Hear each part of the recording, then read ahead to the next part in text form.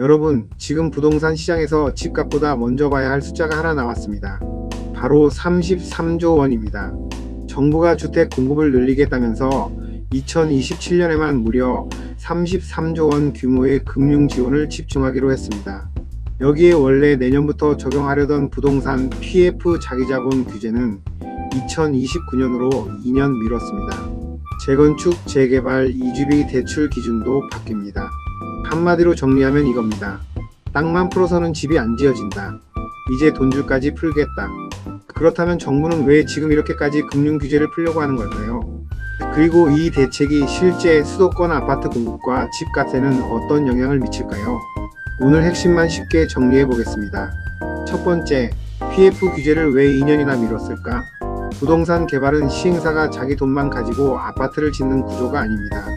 토지를 확보하고 금융회사에서 돈을 빌리고 사업을 진행하면서 자금을 조달하는 PF, 프로젝트 파이낸싱이 핵심입니다.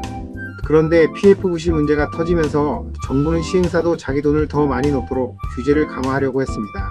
당초 계획대로라면 내년부터 자기 자본 비율 5%를 시작으로 단계적으로 높여 2030년에는 20%까지 확대할 예정이었습니다. 취지는 좋습니다. 시행사가 자기 돈은 조금 넣고 대부분을 빚으로 사업하는 구조를 바꾸면 금융시장의 위험을 낮출 수 있으니까요. 그런데 문제가 생겼습니다. PF를 안전하게 만들려고 규제를 강화했는데 자칫하면 신규 주택 사업 자체가 줄어들 수 있다는 겁니다. 특히 공사비와 토지 가격, 금융비용까지 올라간 상황에서 자기 자본 부담까지 커지면 시행사 입장에서는 사업을 시작하기가 더 어려워집니다.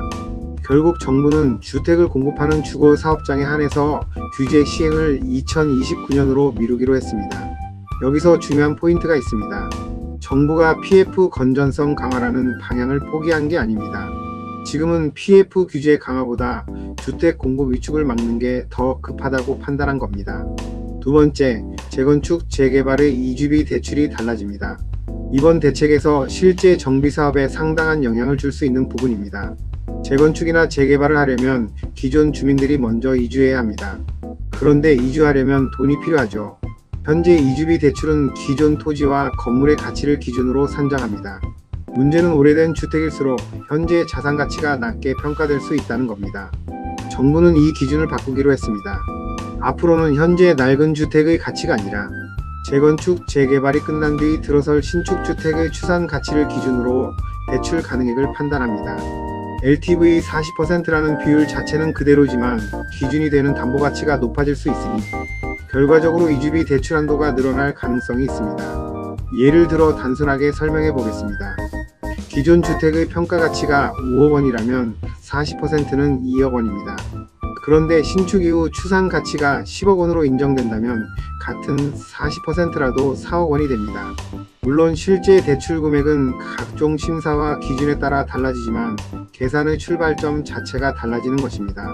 특히 기존 주택 가격이 상대적으로 낮아 이주비 조달에 어려움을 겪었던 정비사업에는 상당히 중요한 변화가 될 수 있습니다.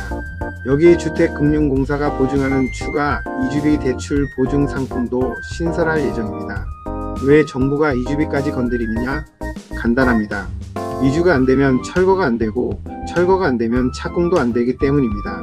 세 번째, 진짜 핵심은 47조 8천억 원 플러스 알파입니다. 정부는 현재 약 26조 3천억 원 수준인 주택 공급 관련 금융 지원을 47조 8천억 원 플러스 알파까지 확대할 계획입니다. 주택금융공사와 HUG의 공적 보증도 크게 늘립니다. 향후 3년간 연평균 공적 보증 규모를 기존 13조 1천억 원에서 28조 7천억 원, 약 2.2배 수준으로 확대합니다. 그리고 가장 눈에 띄는 시점이 2027년입니다. 착공 예정 물량이 가장 부족할 것으로 예상되는 2027년에 33조 원을 집중 공급하겠다는 겁니다. 여기서 정부의 생각을 읽을 수 있습니다. 주택 공급에서 중요한 것은 단순히 몇만 가구 공급하겠습니다 라고 발표하는 숫자가 아니라는 겁니다.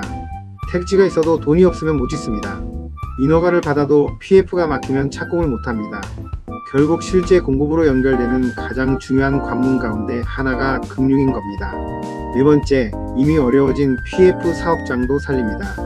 새 사업만 지원하는 것도 아닙니다. 부실하거나 부실 가능성이 있는 PF 사업장을 정상화하기 위해 캠코의 PF 정상화 지원 펀드를 3조 원 플러스 알파 규모로 조성합니다.